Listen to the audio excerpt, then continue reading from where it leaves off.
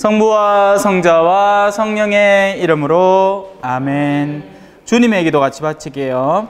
하늘에 계신 우리 아버지, 아버지의 이름이 거룩히 빛나시며 아버지의 나라가 오시며 아버지의 뜻이 하늘에서와 같이 땅에서도 이루어지소서.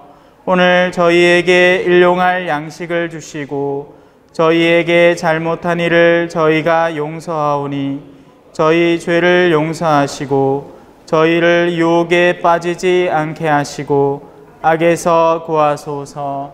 아멘. 성부와 성자와 성령의 이름으로 아멘.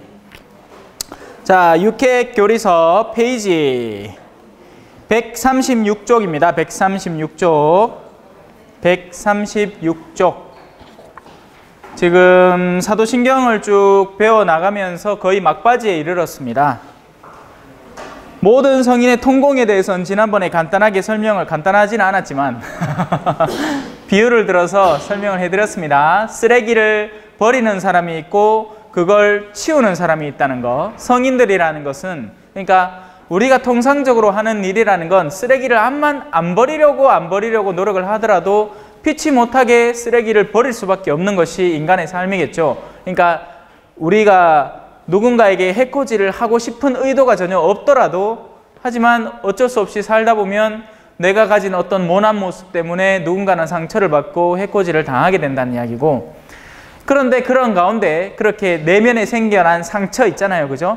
그걸 이제 외적인 표현을 했잖아요. 쓰레기라고 얘기를 했는데, 누군가 쓰레기를 이렇게 버려놓으면 누군가는 그걸 치워야 하는 거죠. 그걸 치우지 않으면 그 남아있는 쓰레기가 갖고 있는 그 더러운 냄새와 모양새 때문에 지나가던 사람이 다 피해를 입으니까요. 예를 들어서 우리 유치원에 선생님들이 계시지만 아이 하나가 잘못 크게 되면, 아이 하나가 잘못 커서 내면에 어두움이 생겨나게 되면 결국 그 어두움은 누군가가 감당해야 될 결과물로 드러나지 않겠습니까? 그죠?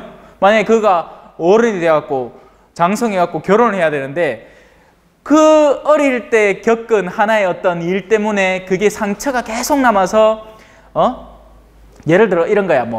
그러니까 재밌는 예를 하나 들어봅시다. 사탕이 진짜 먹고 싶었는데 엄마 사탕을 안 사준 게야. 그런 채로 결혼을 했어. 근데 지 마누라가 과자는 다 사오는데 사탕은 죽어도 안 사주는 거야. 그러니까 옛날에 그 갖고 있던 그 엄마와의 상처를 이제 아내에게 투사하는 거죠. 예. 그걸 투사라고, 심리적인 용어로 투사라고 하는 겁니다. 그리고 사실 이런 일이 굉장히 많이 일어나요.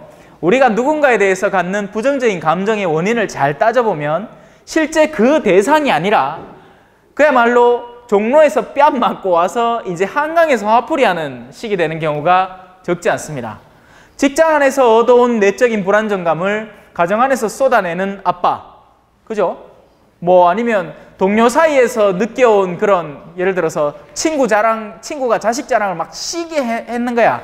그래서 내 자식은 원래 상관없이 그냥 잘 지냈는데 둘이 오늘 괜히 그 동창 모임을 갔다 오니 이놈의 자식이 미워 죽겠네. 그래 괜히 한 대 머리를 쿵 치고, 바로 이런 것들이 우리 안에 존재하는 내적이고 영적인 쓰레기라는 것이죠. 그리고 누군가는 그 쓰레기를 치우기 위해서 노력하는 사람이 분명히 존재를 한다는 것입니다. 저도 그 중에 하나입니다. 제가 여러분한테 뭘 빚졌습니까? 근데 와 이래 죽으라고 악을 써가면서 교리를 가르치겠노? 왜냐하면 이렇게 여러분들이 배워나가실 때 여러분들의 내면 안에 존재하는 어두움이 그나마 여러분이 실천을 할 때 얘기입니다. 그냥 듣는다고 다 달라지는 건 아니에요. 실천할 때 달라지기 때문이죠. 그리고 여러분들도 성인이 되어야 하기 때문입니다. 하지만 누군가 그렇게 쌓아놓은 선한 업적은 단순히 그 사람에게만 유익이 되는 것이 아니라 다른 수많은 사람에게 혜택을 끼치게 됩니다. 그것을 성인들의 공통된 공덕이라고 표현을 하는 거죠. 감 잡으셨죠? 못 잡아도 어쩔 수 없습니다. 성모님이 모든 성인들 중에서 탁월한 지위를 누리는 이유는 무엇인가요? 당연하죠. 성모님은 하느님의 어머니시니까요. 자, 하지만 명칭이 그렇다는 것이지, 왜 우리가 누구 엄마 하면 그 사람보다 좀 힘이 센 사람처럼 느낄 수 있잖아요. 그죠? 우린 통상 그렇습니다. 우리 애기가 있으면 그 애기 엄마 하면 엄마가 막 뒤에서 막 이렇게 오락부락하게 막 이래 막 든든하게 있는 그런 모습을 연상하죠. 하지만 하느님, 그러니까 사람이 되어 오신 하느님에 대해서만큼은 예외입니다. 거기에 대해서는 하느님은 하느님이에요. 하느님의 위치가 어떤 인간에게 태를 얻어서 태어났다고 해서 그 인간 밑에 굴종하고 굴복하는 게 아니라 여전히 하느님의 위치에 존재를 하는 겁니다. 그래서 예수님이 때로 성모님을 부르실 때 보통은 어머니 어머니 하겠지만 여인아 하고 부른 적이 있어요. 성경을 찾아보면 그렇습니다. 언제 그랬냐면 이제 공생활이 처음 시작될 때 예수님의 생활이 두 부분으로 나누어지거든요. 한 부분은 잠자코 지냈던 30년입니다. 예수님은 입을 꾹 닫고 그러니까 동네에서 그냥 평범한 소년과 청년으로 자라나셨어요. 물론 비범함을 숨길 수는 없었겠죠. 하지만 절대 당신의 신적 권능을 드러내신 적이 없습니다. 그런데 그러다가 딱 당신의 실제적인 삶이 시작된 공생활, 공적인 영역의 삶이 시작된 계기가 바로 가나의 혼인잔치라고 불리는 것입니다. 갈릴레아라는 지방의 가나라는 도시에 한 부부가 혼배를 하는데 그 기쁨의 자리에 술이 떨어진 거예요. 그래서 예수님이 이제 가만히 있으려고 그랬지. 근데 성모님이 보니까 안 됐어. 성모님은 인간이시잖아요. 안타까움이 있었고. 그래서 당신 아들한테 아들아, 엄마가 니한테 부탁 하나만 하자. 네가 어떤 존재인지를 아니까 부탁을 하겠죠. 안 하고 술 떨어졌다. 왜란 말입니까, 그러면? 그죠? 땅 파면 술 나오나? 아니잖아요. 하지만 예수님의 어머니는 깊은 신뢰 속에서 당신 아들의 신성을 원래는 아직 때가 이르러서 시작되면 안 되는 그 신성을 바로 그 순간 불러일으키신 거죠. 아들아, 술이 떨어졌구나. 여인아, 그것이 저와 무슨 상관이냐? 그것이 나와 그러니까 우리가 한국말로 해서 존대를 하니까 어머니한테 반말할 수 없으니까 한 얘기인데 한마디로 이렇게 얘기한 거예요. 이 여자야, 그게 내가 무슨 상관이고? 굉장히 상스럽게 들리죠. 예. 하지만 예수님이 그때 당시 말할 때는 신적 권위로서, 그러니까 단순히 인간적인 차원의 엄마와 자녀 관계가 아니라 하느님으로서 얘기를 한 겁니다. 그리고 또 다른 한 번 등장하는 곳이 바로 십자가 밑에서였습니다. 그 밑에서 자기 엄마가 막 울고 있을 거 아닙니까? 그죠? 자식이 막 아무 죄도 없이 저 꼴을 당해갖고 고통당하고 죽어가고 있는데 그 앞에서 가만히 있을 엄마가 어디 있겠습니까? 그때 예수님이 매달려서 당신의 가장 사랑하는 제자, 통상적으로는 요한이라고 알고 있습니다. 너가 엄마다 하고 여인한테, 그러니까 자기 엄마한테 또다시 그렇게 부릅니다. 여인아, 네 아다. 이제 너 그 자식은 죽었으니까 죽을 테니까 놔두고 이제 새로운 자녀들을 받아들여서 잘 살아가라 라는 이야기를 한 거죠. 자, 성모님은 하느님의 어머니십니다. 하지만 제가 거듭 설명을 드렸듯이 그 신적 권위 자체의 어머니가 라는 얘기가 절대 아닙니다.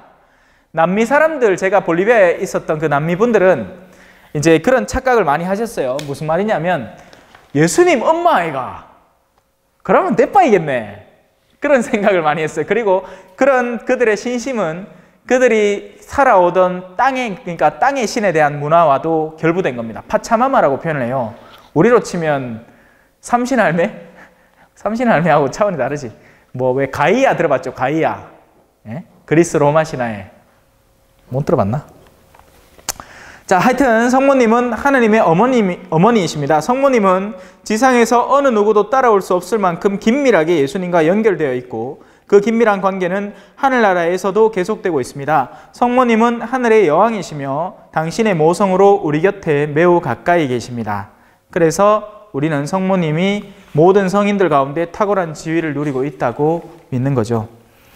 성모님은 실제로 우리를 도우실 수 있나요? 그렇습니다. 교회는 처음부터 성모님의 도우심을 체험해 왔습니다. 수많은 그리스도교 신자들이 이를 증언했습니다. 우리는 단순히 성모님뿐만이 아니라 모든 성인들이 우리를 보호하고 감싸고 있다고 믿습니다. 그래서 여러분들이 세례를 받을 때 뭘 하나 정하라고 합니다. 그게 뭘까요? 세례명. 새로 이름을 받는 건데요. 통상적으로는 성인들의 이름을 차용해 와서 자신의 이름으로 씁니다. 그래서 예를 들면 저 같은 경우에는 요셉이죠. 요셉. 여러분들 교리 담당하는 선생님 이름은 비비안나라는 성인입니다. 다 성인 이름이에요. 그래서 그냥 이쁜 이름, 생일 맞춰서 세례명은 그런 도움을 얻을 수는 있어요. 그러니까 하고 많은 이름 중에 뭘 골라야 할지 모르기 때문에 보자 그러면 우리 보통 생일날 우리 어떤 성인이 있나 해갖고 그 중에 한 명 대충 골라가 줘보는 겁니다. 그런데 실제 세례명은요, 여러분들이 따르고 싶은 성인의 이름을 왜 그 이유와 더불어서 간직하면 너무나 좋습니다. 4대 천사 가브리엘, 미카엘, 라파엘, 또 뭐 있노? 모르겠다. 하여튼 그런 천사 이름도 있고, 또 성모님의 이름 마리아 또 통상적으로 많이 쓰이고, 요셉 성인, 그러니까 저는 요셉이죠. 요셉의 장점 뭐냐? 죽을 때, 요셉 성인 죽을 때 옆에 누구 있었겠습니까? 지 마누라하고 자식 있었겠지. 지 마누라하고 자식이 누군데? 성모님하고 예수님. 그래서 임종자들의 주보 성인이라고 합니다. 요셉 성인을. 남자는 요셉, 여자는 여성형으로 해서 요세피나. 뭐 그 밖에도 수많은 성인들의 다양한 카리스마, 그러니까 덕목들이 존재를 하고, 여러분들이 모쪼록 그걸 한번 알아보시고 하나 정하셨으면 좋겠어요. 그냥 생일 마차가 아니면 아니면 무슨 방법이 있을까? 뭐 여러 개 놔두고 이렇게 하나 찍든지, 아니면 이름 이쁜 거 막 아나스타시아 그래 묻습니다. 그 사람 누군데요? 몰라요. 제발 그러지 마십시오. 자, 우리는 성모님도 흠숭할 수 있나요? 이 단어의 미묘한 차이인데요. 흠숭이라는 것은 우리가 하느님에게 갖다 바치는 한자로, 어려운 한자로 얘기를 하면 상경질의 높은 공경의 예를 드리는 것을 흠숭이라고 합니다. 그래서 흠숭은 오직 하느님께만 드리는 것입니다. 성모님에게는 성인으로서 합당한 존경을 드리는 것이지 결코 흠숭을 드리는 게 아닙니다. 이 부분에 있어서 개신교 신자분들이 많이 오해를 하죠. 천주교 신자는 성모님을 여신으로 모신다. 언제요? 우리 그런 적 한 번도 없습니다.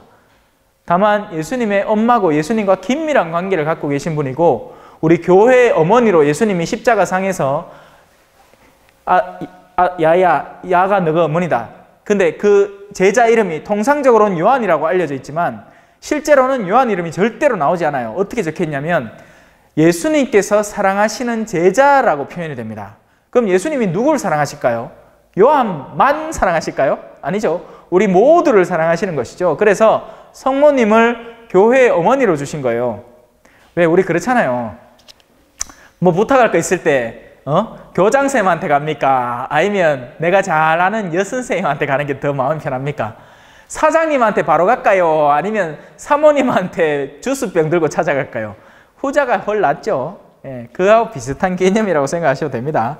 하느님은 당신의 신성 안에 부성과 모성을 다 갖추고 계세요. 하느님은 무슨 성별이 있는 게 아니잖아요. 하지만 우리에게는 아버지라는 느낌이 강하기 때문에, 그래서 그 하느님은 어머님의 역할을 할 존재를 성인들 가운데서 삼아 놓으신 것이죠. 그래서 여러분들은 성모님께 의탁할 수 있고 간청을 드릴 수도 있고, 그리고 우리의 아름다운 기도, 성모송과 또 반지도 요 묵주 반지거든요. 이런 묵주를 통해서도 기도를 드릴 수 있습니다. 죄의 용서를 믿나이다로 들어가겠습니다. 교회는 실제로 죄를 용서할 수 있나요? 그렇습니다. 예수님은 몸소 죄를 용서하셨을 뿐만 아니라 사람들을 죄로부터 예방할 사명과 권한을 교회에 맡기셨습니다. 예수님께서 그 옆에 보면 요한 20장 23절에 있죠. 너희가 누구의 죄든지 용서해주면 그가 용서를 받을 것이고 그대로 두면 그대로 남아있을 것이다. 그래서 가톨릭 교회 안에는, 개신교에는 없는 고해성사라는 것이 존재를 합니다. 사실 개신교는 사제 직분 자체를 버렸기 때문에 사제가 수행할 수 있는 성직의 직분을 이행할 수 없습니다.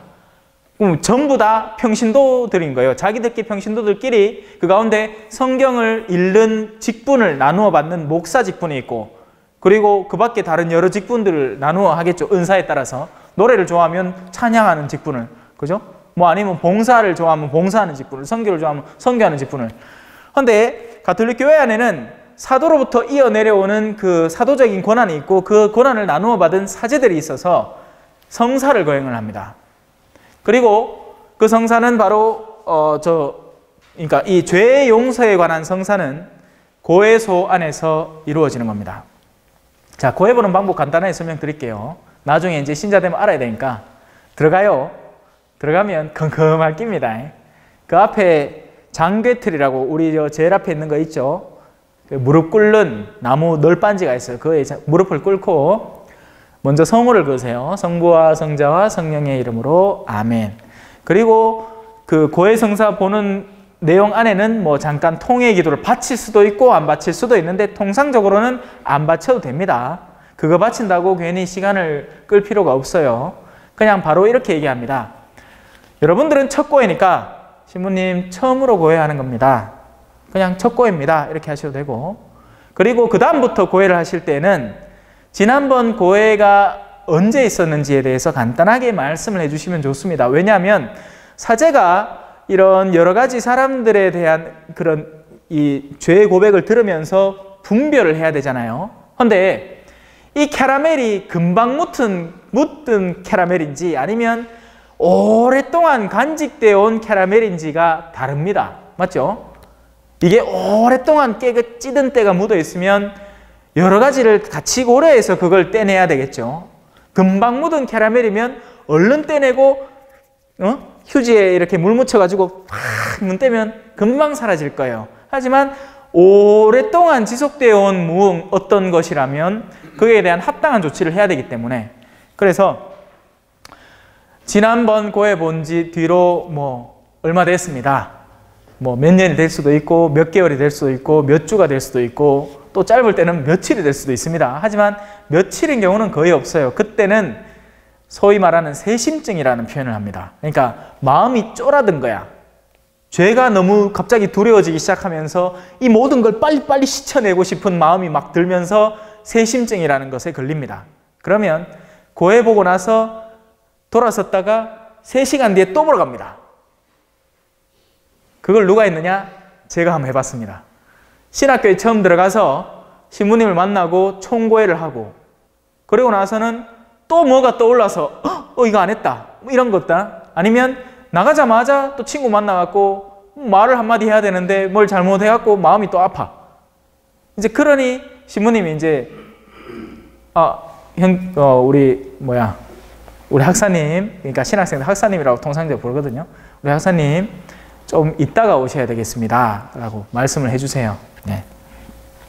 자, 고해는 그렇게 죄를 고백을 하고, 죄는 마음이 묵직한 것부터 꺼내야겠죠. 그죠? 무거운 돌부터 꺼내야 됩니다. 무거운 건 그냥 숨겨놓고, 그죠?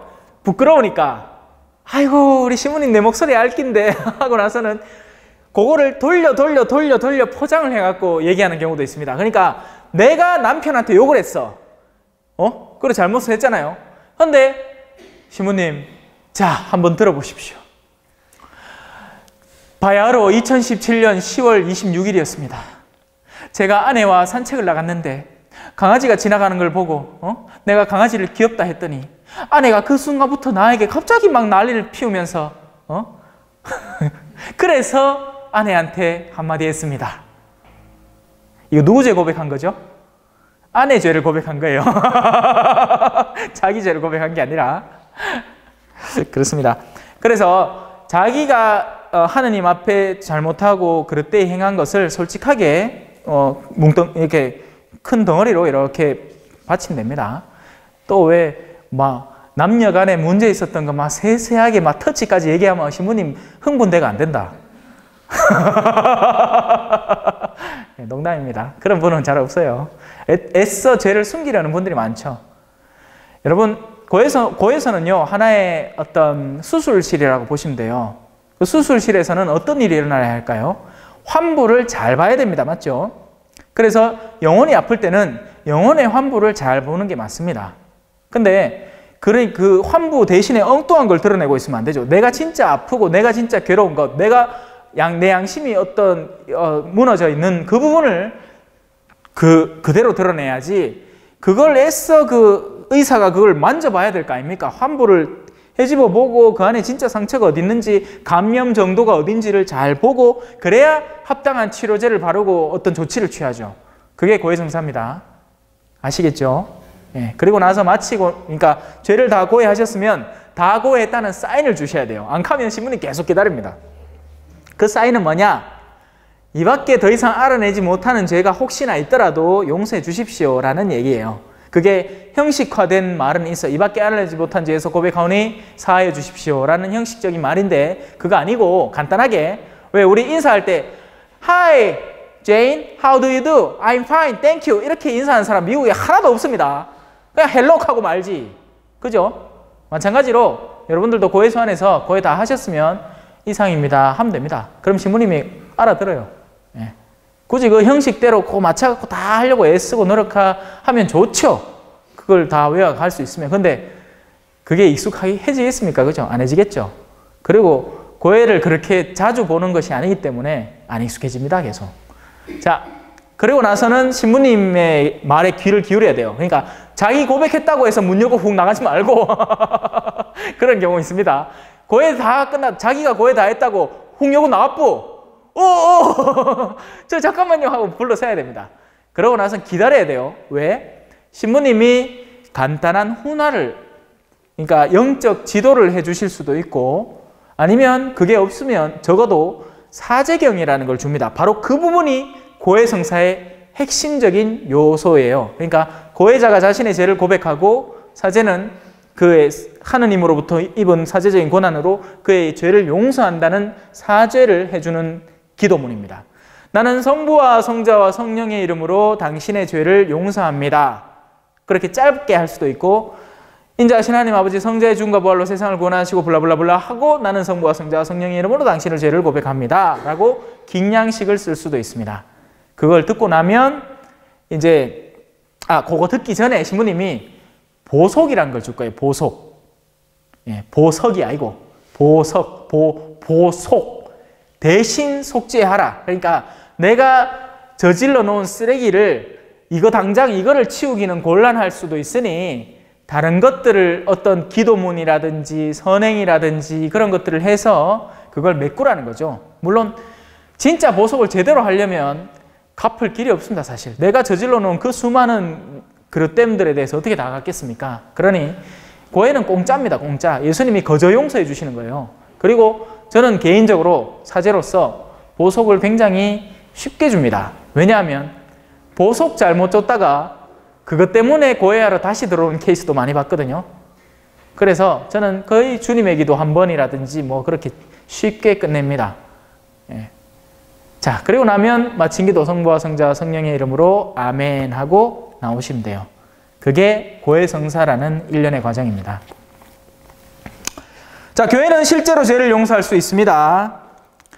교회 안에서 죄의 용서는 어떻게 이루어지나요? 죄의 용서는 가장 근본적으로 세례성사를 통해서 이루어집니다. 바로 여러분들이 준비하고 있는 이 세례성사가 죄의 용서를 이루어내는 겁니다. 여러분들은 세례를 받음으로 인해서 이전의 삶에 해오던 행실과의 단절을 체험하게 됩니다. 그러니까 하느님을 몰랐기 때문에 내가 세상 안에서 살아남으면서 해오면서 해왔던 모든 그릇됨들에 대한 1차적인 정화가 이루어지는 것이죠. 물론 그렇다고 해서 신앙생활이 끝나는가, 내가 한번 깨끗해졌다고 평생 깨끗이 사는가, 그게 아니라는 건 여러분들이 직접 체험해 보시면 앱니다. 신자가 되는 그 순간부터 완벽히 선해지고 깨끗해지는 것은 아니라는 것. 그래서 그 후자에 일어나는 일들을 위해서 마련되는 것이 바로 고해성사라는 것입니다. 자, 죄의 용서는 근본적으로 세례성사를 합니다. 세례 이후에 무거운 죄를 범한 경우에는 화해성사인 고해성사가 꼭 필요하며 가벼운 죄를 범한 경우에는 참회가 권고됩니다. 그 밖에 성경 읽기와 기도, 단식, 선행 실천도 죄를 용서받는 효과를 지닙니다.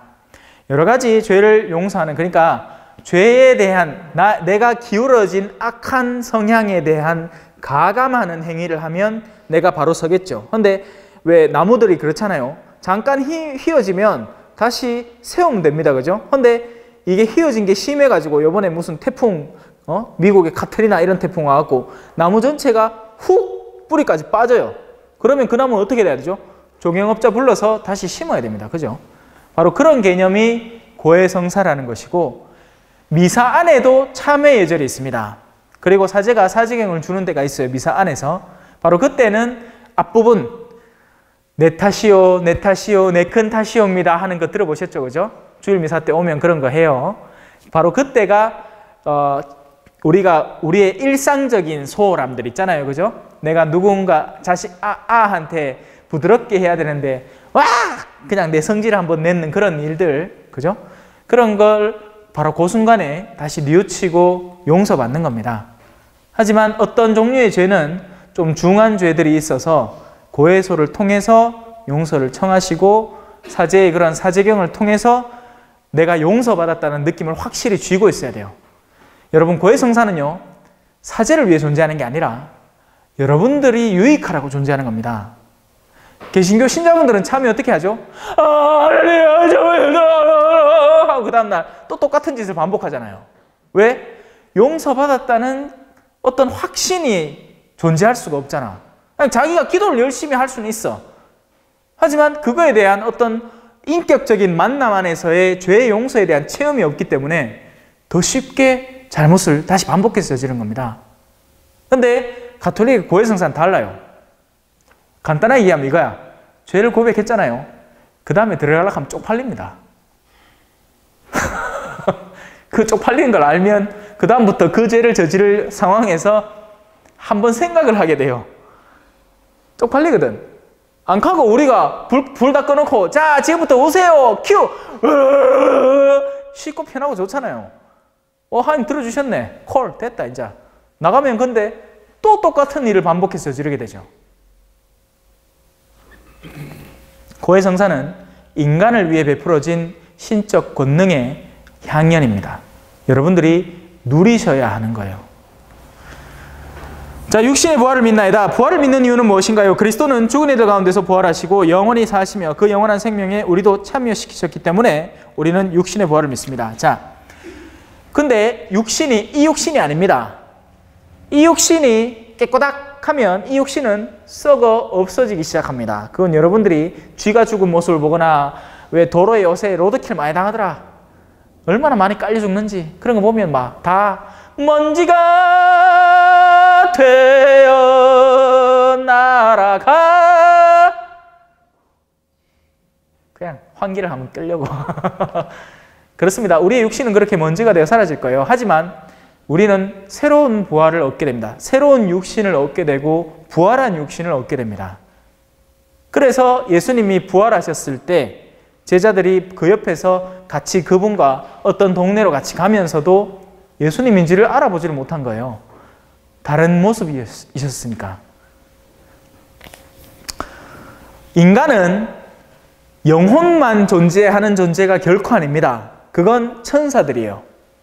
우리 인간은 천사처럼 되지만 육신의 부활을 통해서 새로운 육신을 얻어서 입어서 살게 됩니다. 물론 중요한 말은 아닌 것 같네, 여러분들에게는.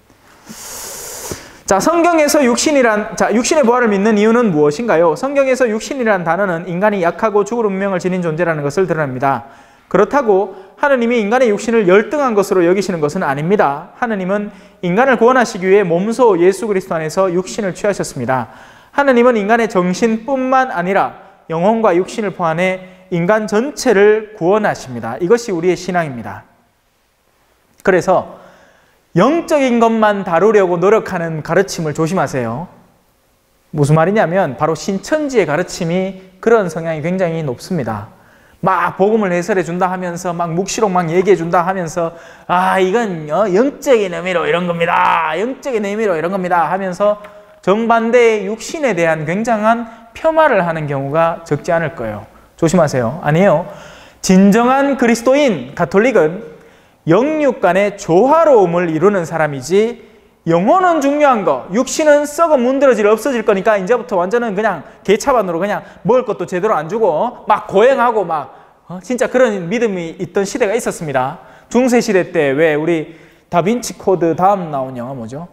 다빈치 코드다. 다빈치 코드 영화 장면에서 왜 그 있잖아요. 그 허연 사람 뭐라 하지? 그 질병 그 증세를 뭐라 하죠? 알비노 형상. 예, 알비노 맞죠? 알비노에 걸린 그 수사가 막 편퇴하는 거 보셨죠? 막 채찍 들고 막 자기 몸 때리는 거. 육신에 대한 고행을 통해서 영적인 부분을 살리겠다고 그런 거예요. 그리고 막 성인들 가운데에서는 막 그런 쇠사슬을 막 허리춤에 묶고 다니고, 아니면 일부러 침대에서 잘 때 푹신푹신한 거 대신에 널빤지를 그 위에 얹어놓고 자고 해서 일부러 육신에 대한 그 집착을 끊어내려고 한 건 있었어요. 여전히 그런 건 존재는 합니다. 뭐냐? 금육과 고행이라는 형태로 존재를 해요. 그래서 우리는 금요일 날 고기를 먹지 않습니다. 그게 가톨릭 신자들이 통상적으로 하는 금육의 행위예요. 그러니까 금욕의 행위 가운데 그러니까 육고기를 금요일마다 먹지 않겠다라는 결심을 이제 세우는 것이죠. 그런 행위는 아직 존재를 하지만 그건 우리의 육신의 악한 습관을 끊는 데 소용되는 것이지, 육신을 엉망진창으로 다루는 게 목적이 아니라는 것을 잘 알아두셔야 됩니다. 아시겠죠? 물론 뭐 여러분들이 편퇴할 일은 없잖아. 그죠? 근데 요즘 젊은 아들 중에 자해하는 애는 많이 봤습니다.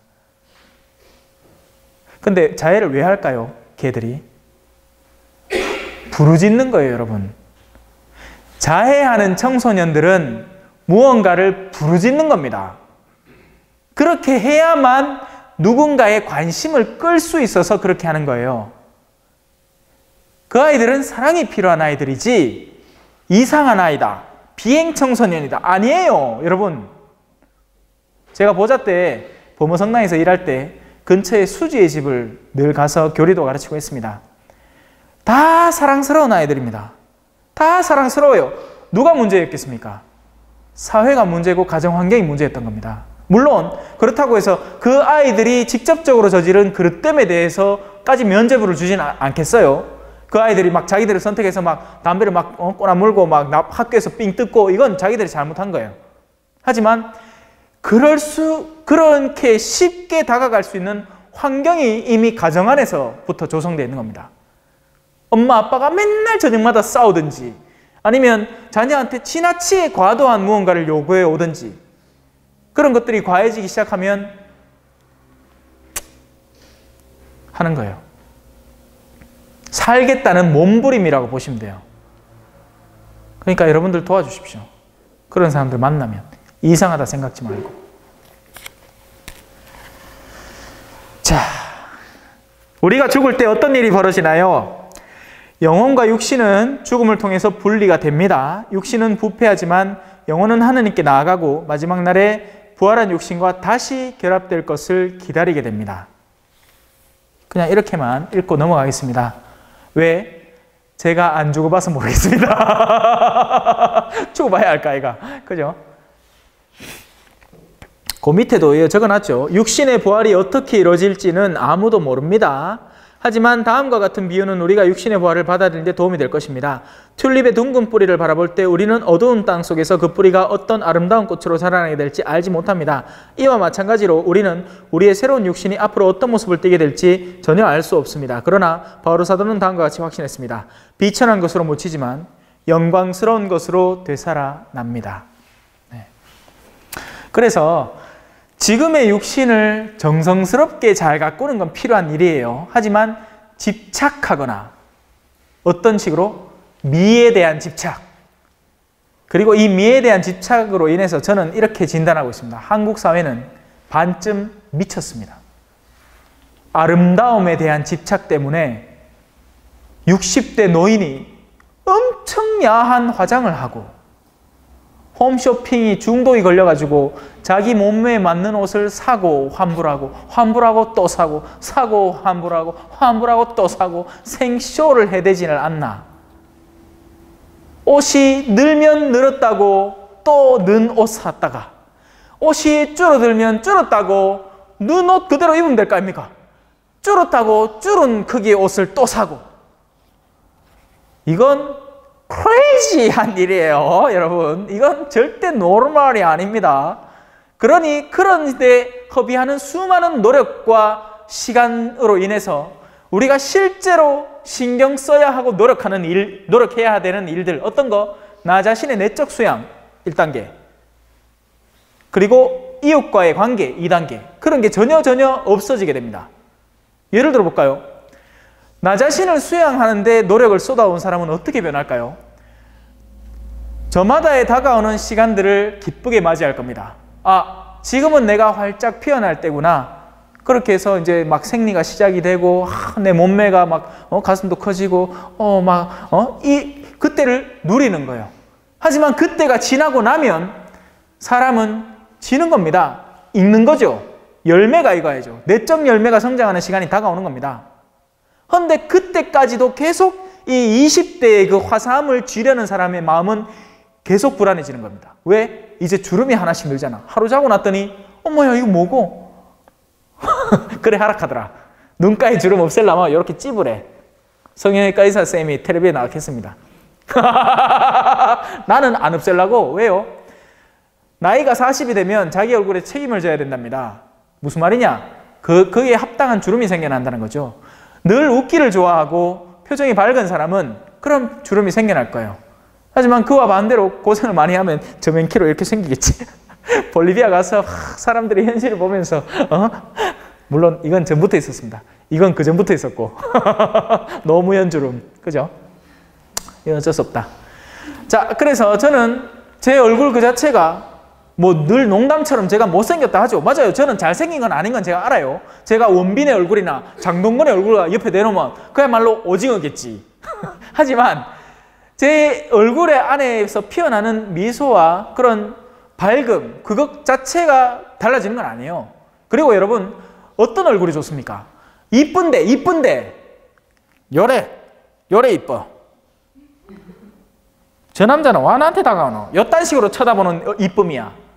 정남이가 뚝 떨어집니다, 여러분. 저만 그런가? 여러분은 안 그래요? 또 반대로 좀 못생겼어. 근데 주름도 많고 할매야. 근데 이런 할매 있잖아. 하회탈. 다가가고 싶어요. 괜히 다가가서 그냥 이야기도 한번 걸어보고 싶고 좋은 인상이잖아요. 여러분, 인상이 중요한 거고 내면이 중요한 거지 외적으로 주름이 있는가 없는가는 하등 중요하지 않습니다, 여러분. 그리고 그건 나이가 들어가면서 더 극심해질 거예요. 그런 아줌마도 못 봤습니까? 이래 땡긴 아줌마들. 주름 생기니까 이래 땡긴기라 이래. 이래 땡긴기라.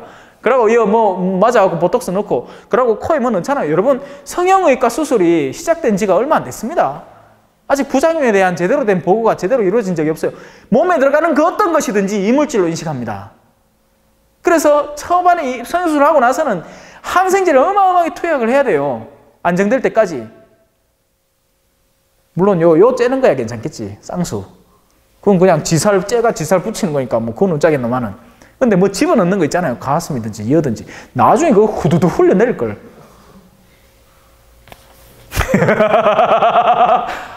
나는 겁이 나가 수술 뭐 하겠다. 요 꼴랑 3군데 째갖고 하는 것도 아파 죽을 뻔했는데 그걸 왜 째고 왜 집어였노? 나 참 이해가 안 되네. 뻘소리 많이 했다. 자, 우리가 그리스도를 신뢰한다면 우리가 죽을 때 그분은 우리를 어떻게 도우실까요? 그리스도가 우리를 마중 나오시고 우리를 영원한 생명으로 이끄실 것입니다. 이에 대해 아기 예수의 데레사 성녀는 죽음이 아니라 하느님이 나를 데려가실 것입니다 라고 말씀하셨습니다. 그래서 이 죽음이라는 단어는요, 그리스도인들에게는 희망의 단어입니다. 그러니까 자기가 지금까지 사랑해오고 헌신해온 누군가를 이제서야 만나는, 이제는 그 바오로 사도의 표현을 빌자면 우리는 흐릿한 거울을 이제 치우고 직접 서로 대면하게 될 것입니다. 얼마나 기쁘겠습니까, 여러분? 여러분 그런 거 느껴본 적 없어요? 만나고 싶은 사람 진짜 있는데 어떻게 방법이 없어. 그런데 그러다가 결국에는 한번 만나는 게라. 내가 고등학교 2학년 때 중2짜리 아직도 그 이름까지 생생히 기억난다. 뭐가 있었어요. 내가 그때만 해도 막 고등학교 한창 막 서태지와 아이들 막 춤추고 막 그랬거든요. 제가 한동안 잘 놀았습니다. 근데 그러고 나서 성탄절 날 밤에 학생들이 이제 지하 강당에 모여갖고 이제 댄스 파티를 한번 했는 거예요. 그래 막 아들 앞에서 막 춤추고 있는데 오빠, 내 친구가 오빠 자기 어떻게 생각하냐고 물어보래요. 그런 거야. 그런데 뭐 캔지 아십니까? 생각하기 뭐 생각해? 머리로 생각하지. 뭐 똑똑한 애가, 무식한 애가. 하여튼 그 뒤로부터 아름다운 관계가 시작이 되는 거예요. 서로 막 인형 선물하고 인형 선물 받고. 그때 당시 유행하던 은반지 2개 있었습니다. 은반지. 제가 고등학생 때니까 90한 2년 3년쯤 됐겠다. 은반지 선물하는 게 유행이었어요. 그래 가가 은반지 주고 그거 막 손가락이 시커매질 때까지 끼고 다니고. 그래 이제 가 볼 날만 기다리는 거지. 가 볼 날만. 예. 그런 기쁨 못 느꼈습니까? 난 느꼈는데. 그러고 나서는 얼마 안 있다가 이제 신학교 간다고 얘기를 했지. 미안하다, 내 신학교 가야 되겠다.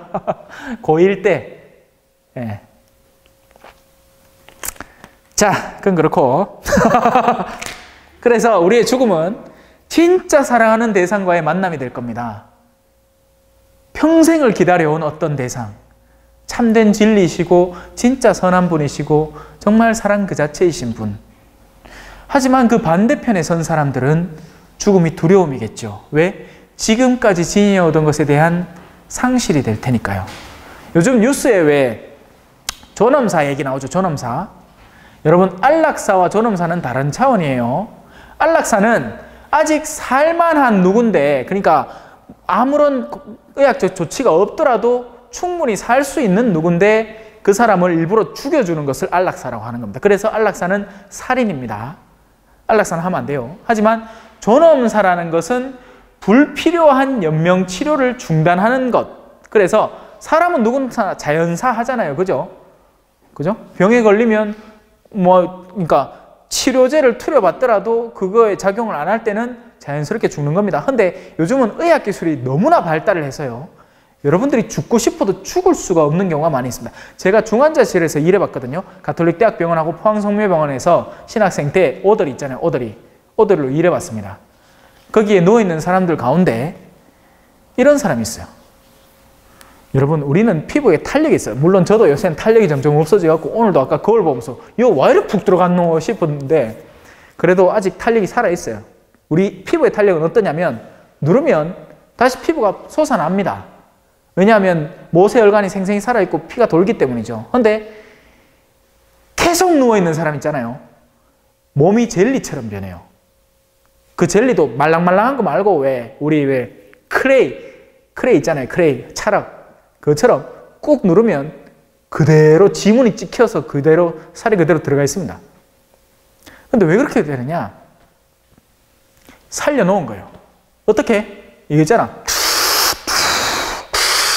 자기 스스로는 숨을 이미 못 쉬어. 그런데 숨쉬게 만들어 놓은 거예요. 그런 온갖 장치들로 관을 튜브를 꽂고 해가지고 살려놓는 겁니다. 바로 그걸 중단하겠다는 결심인 거예요. 그게 연명치료의 중단이고 존엄사라고 표현하는 거죠. 그건 문제가 안 됩니다. 자, 저는 영원한 삶을 믿나이다. 영원한 삶이란 무엇인가요? 영원한 삶은 세례를 받음으로써 시작됩니다. 그것은 죽음을 뛰어넘는 것이며 끝이 없습니다. 영원한 삶이라는 것이 저기 존재를 하는데 글로 들어가는 첫 번째 관문이 바로 세례라는 것입니다.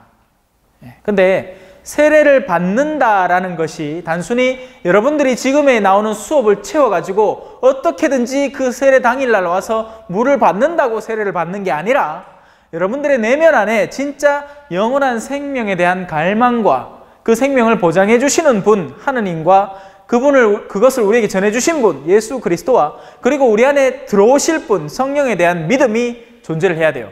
제가 얼마 전에 저 어디 병원에 가서 말기암 환자분 한 분에게 세례를 줬습니다. 근데 그분이 그전까지는 신앙이 없던 분이에요.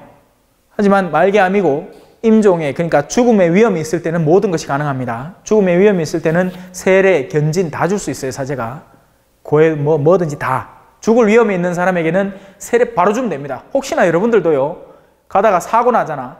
그래서 중환자실에 들어갔어. 그러면 미리 가족들한테 얘기해 놓으십시오. 내가 지금 세례 준비 중인데 혹시나 사고 나거들랑 당장 신부님 불러둬 해놓이소. 그러면 제가 언제든지 달려갈게. 뭐하러? 세례 주러. 왜냐하면 평소에 원의가 있었고 받고 싶어 했으니까 주면 됩니다. 근데 줄 때 말기암 환자시기 때문에 아직 의식이 생생히 살아있었기 때문에 세 가지는 가르쳐드렸어요. 그게 뭐냐?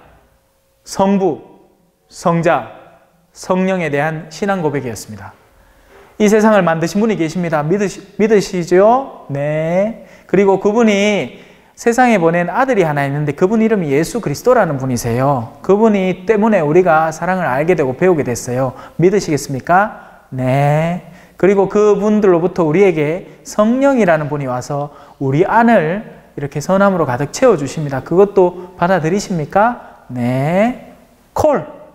교리 끝. 근데요, 적지 않은 이미 세례를 받은 신앙인들, 그리고 세례를 준비하는 이들, 바로 그 신앙에서 실패라는 겁니다. 그러니까 껍데기만 받고 가는 거죠. 껍데기만. 핵심은 놓친 채. 제발 그런 일은 없었으면 좋겠습니다. 제가 왜 미친 척하고 이렇게 교리를 가르치느냐? 바로 그걸 형성시키기 위해서입니다. 가장 근본에 여러분에게 가장 소중하게 쓰이게 될 것. 만약 그게 무너지면요, 여러분들의 신앙생활은 완전 지지부진 억지로 끌려다니는 완전히 도살장이 끌려가는 개 같은 모양이 될 거예요. 미사 가기 싫어. 다 하기 싫어. 근데 안 하면 지옥 갈 것 같아서 해. 근데 그런다고 지옥에 안 갈 것 같으냐? 모를 일이죠. 울며 겨자 먹기로 하는 신앙생활은 하등에 도움이 안 되고 그 자체로 어둠을 형성합니다. 우리는 죽은 후에 심판을 받게 되나요? 사람은 누구나 죽은 후에 이른바 사심판을 받게 됩니다. 최후 심판 또는 종말 심판이라 부르기도 하는 공심판은 마지막 날, 즉 세상이 끝나는 날 주님이 다시 오실 때에 열립니다. 자, 이런 것들은 그냥 읽고 넘어갑시다. 설명해 봐야 이해가 안 될 테니까. 하늘나라의 본질은 무엇인가요? 하늘나라는 사랑의 순간이 끊임없이 이어지는 상태라 할 수 있습니다. 자, 사랑 좋은 거 맞죠? 누구나 한 번쯤은 사랑에 울고. 근데 이 사랑은 아니에요. 이 사랑은 세속적인 사랑입니다. 그러니 사랑 때문에 울죠. 근데 진짜 사랑은 사랑 때문에 우는 일이 없습니다. 사랑하는 사람이 둘이가 만나면 왜 울어야 되죠? 울 일이 없어요. 우리가 이 세상 안에서 살아가기 때문에 사랑 때문에 울기도 하는 거예요. 왜냐하면 내가 사랑하는 누군가가 고통당하니까 우는 겁니다. 하지만 그 고통이 없는 나라는 어떨까요? 모두가 다 사랑하고 바로 그 사랑 안에서 자기를 완성시켜 나가고 갈수록 더 행복해지는 나라가 하늘나라인 거죠. 그곳에서는 우리 영혼이 사랑하면서 일생 동안 찾았던 하느님으로부터 우리를 떼어놓을 수 있는 것이 더 이상 아무것도 없습니다. 또한 우리는 모든 천사들과 성인들과 함께 하느님에 대해 그리고 하느님과 더불어 기뻐할 수 있습니다. 그래, 빨리 가고 싶다 나는. 여러분, 나에게는 죽는 것이 이득입니다 라고 바오로 사도가 얘기를 했고 저도 크게 다르지 않은 마음입니다. 하지만 제가 살아있는 게 이득이 되는 것은 아직 저를 통해서 유익을 입을 수많은 이들이 존재하기 때문이고, 그래서 바오로 사도는 내가 죽는 것이 나은지 사는 것이 나은지 모르겠습니다.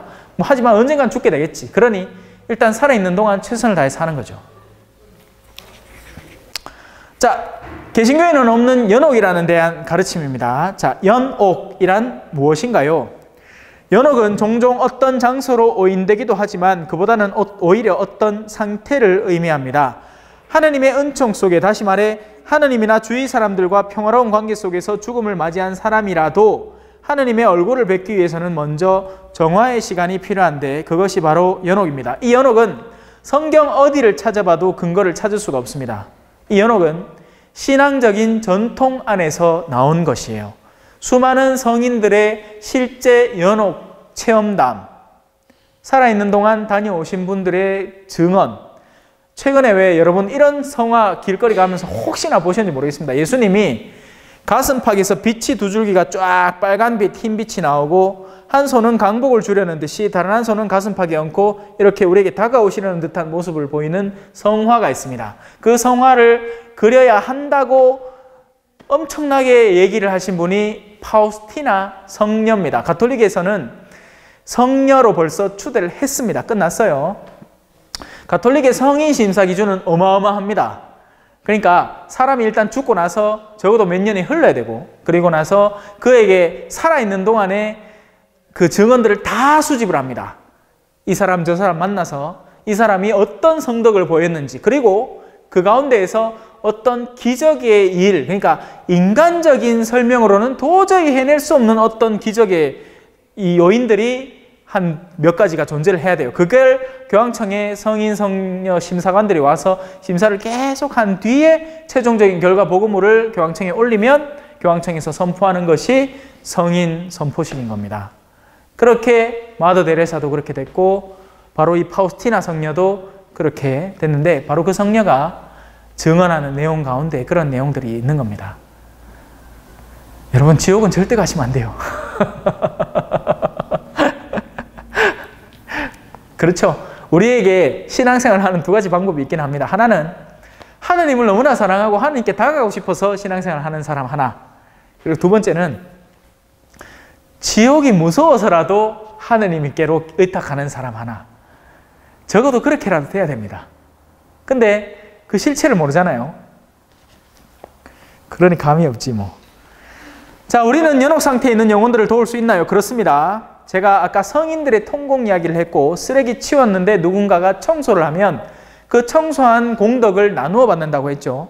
마찬가지로 우리는 보이지 않는 그 세계에 살아가는 이들, 연옥에 존재하는 이들을 위해서도 이 지상에서부터 공덕을 내어 바칠 수가 있게 됩니다. 그래서 미사 중에 가끔씩 제가 오늘 미사는 누구누구를 위해서 바치는 미사입니다. 그런데 그런 누구누구 가운데 살아있는 생미사도 있지만 세상을 떠난 누구누구를 위해서 바칩니다 라고 할 때, 바로 그분이, 그러니까 자신들에게 딱히 공덕이 없으니까 미사를 주례하시는 예수님에게 그걸 청하는 거죠. 연옥에 가 있는 누구누구에 대한 기억을 떠올리고 보살펴 달라고 요구를 하는 겁니다. 믿거나 말거나겠지만 믿기를 권유해 드립니다. 그렇습니다. 세례받은 이들은 모두 그리스도 안에서 공동체를 이루고 서로 연결되어 있으므로 살아있는 사람들은 연옥에 있는 영혼들을 도울 수 있습니다. 자, 지옥에 들어가 봅시다. 지옥에 들어가 봅시다. 이상하다. 지옥이라는 내용에 들어가 봅시다. 지옥이란 무엇인가요?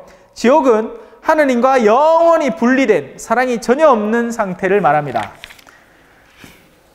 여러분, 그 영화 기억나십니까? 로빈 윌리엄스가 주연한 천국보다 아름다운 하는 영화가 있었어요. 거기에 지옥에 빠져 있는 자기 아내의 상태를 묘사를 하고, 그거를 구했나 못했나 모르겠어. 근데 지옥은 그 비슷하지만 거기에서 많은 것을 차용해서 그러니까 비유적으로 삼을 수는 있지만 결코 그런 곳이 아닙니다. 왜? 그 어떤 누구도 지옥을 방문할 수가 없어요. 자, 여러분, 지금은 우리가 세상에 살아있잖아요. 그죠? 그래서 서로 마음이 맞지 않더라도, 서로 틀어져 있는 사람이라도 얼굴을 보고 마주할 수 있습니다. 맞죠? 왜냐하면 우리의 육신이라는 것이 우리의 영적에 대비되는 상태와는 상관없이 머무를 수 있으니까. 그래서 적과의 동침이라는 게 가능하잖아. 내 마누라하고 나는 이미 멀어졌어. 더 이상 나 이 여자한테 마음 없어. 근데 같은 침대에 잘 수는 있어요. 그런데 지옥이라는 것은요, 영적인 면에서 그것이 이루어지는 곳이기 때문에 심지어는 자기들 스스로도 못 봅니다. 지옥 안에 있는 사람들끼리도 못 봅니다. 왜? 서로 안 보고 싶으니까. 그 누구도 거부하니까. 그게 지옥에 빠진 사람의 상태입니다. 그리고 그 상태를 이미 이 땅에서부터 살아가는 사람들이 있어요, 여러분. 근데 겉으로는 아닌 척 할 수도 있어. 겉으로는 위선자인 척. 나는 너를 사랑하는 척 할 수 있습니다. 그게 인간의 한계입니다. 속으로는 사랑 안 해. 근데 껍데기로는 내니 사랑한대 하고 얘기할 수도 있고 선물도 사줄 수 있어. 왜? 그 사람이 필요하니까 써먹는 거예요. 지옥에 이미 사는 사람들은요, 더 이상의 인간관계가 사랑이 전혀 속해 있지 않는 이용해 먹는 관계로 이루어질 뿐입니다. 그런 가운데 천국을 사는 사람들은 그런 사람들한테 써먹히는 거죠. 근데 이 세상을 떠나는 날이 다가올 때 그들은 자신만의 감옥에 갇혀버리게 되는 겁니다. 자기가 만들어 놓은 감옥이에요. 왜? 하느님이라는 존재에 대해서 거부를 했고, 그 하느님을 전해줄 수 있는 인간관계에 대해서 다 거부를 해왔으니까. 감 못 잡는 것 같은데 하여튼 저는 최선을 다해서 설명했습니다. 여러분들이 알아서 하십시오. 자, 하느님은 사랑이신데 어떻게 지옥이 존재할 수 있나요? 이제 10분이라서 시간이 없지만 하느님이 인간에게 유죄 판결을 내리신 것은 아닙니다. 하느님이 인간에게 유죄 판결을 내리신 게 아니에요. 하느님은 사랑하려고 했고 구원하려고 했고 자비를 보이려고 했고 그래서 자기 외아들을 보내서 죽이라고 했습니다. 그 가를 죽여서라도 그 순수한 영혼을 너희가 잡아먹더라도 너희 자신들이 구원받도록 하는 것이 우리 신앙의 본질이고 목적인 거예요. 그러자고 그리스도교가 있고 가톨릭이 있는 겁니다. 내 혼자 보냈네. 하느님의 자비로운 사랑을 거부하고 하느님과 함께하는 공동체에서 자신을 배제함으로써 자유의지로 자기가 결정하는 겁니다. 지옥을 가는 것은 누가 시켜서 가는 게 아니에요. 자기는 진짜 천국 가고 싶은데 누가 억지로 떠밀어서 지옥에 빠지는 게 아니라 철저히 자기 자신의 의지로 거기 가는 겁니다. 자유의지로 자신에게서 영원한 생명을 앗아간 존재는 바로 인간 자신입니다.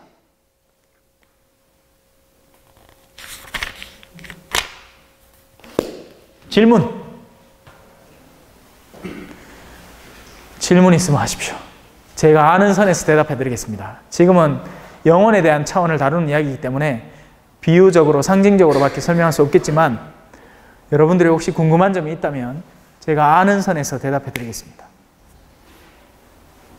요즘 매스컴 낙태죄에 대해서 낙태 많이 지금 떠들고 있잖아요. 네. 신부님 어떻게 생각하세요? 물론 제가 생각하는 것도 중요하겠지만 네. 지금 어제부터 아래부터 집중적으로 보도하고 있잖아요. 자, 그러니까 낙태할 권리를 여성에게 달라라는 얘기죠. 한마디로 얘기하면. 그러니까 낙태를 죄 삼지 말아 달라.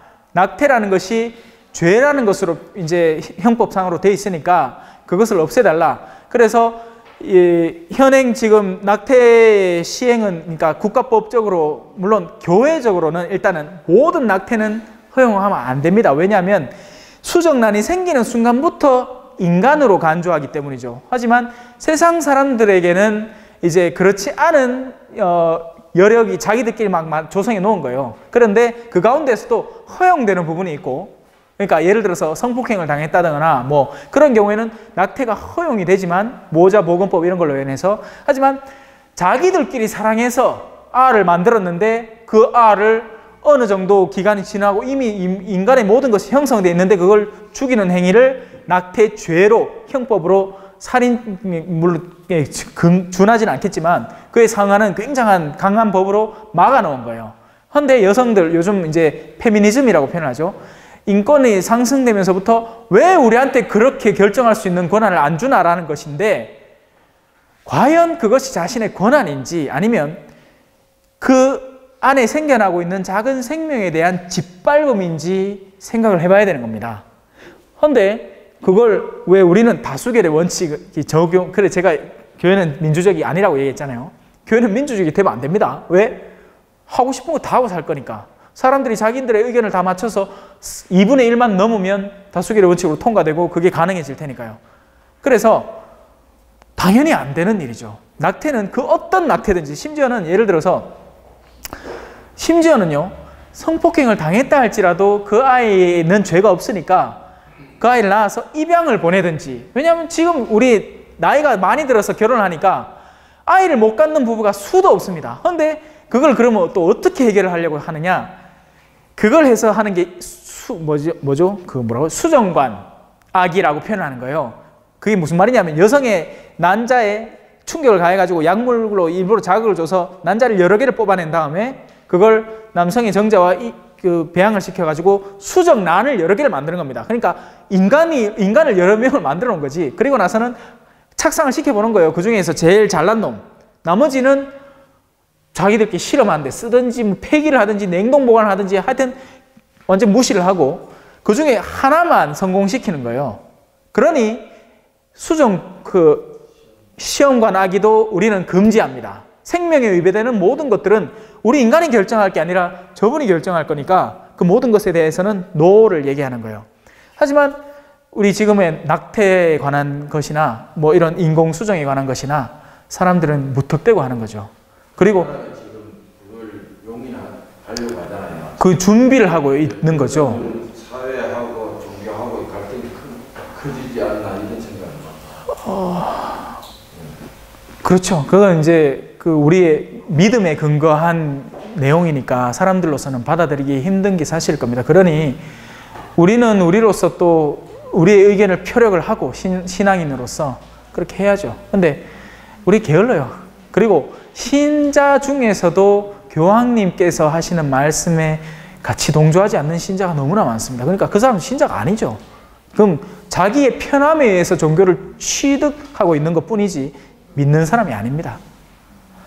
자, 그래서 여러분들은, 여기 계신 분들은 적어도 세례받기 전에 이 얘기를 들었으니까 이제부터 뭐 낙태해갖고 뭐 이렇게 하면 떼찌 한디?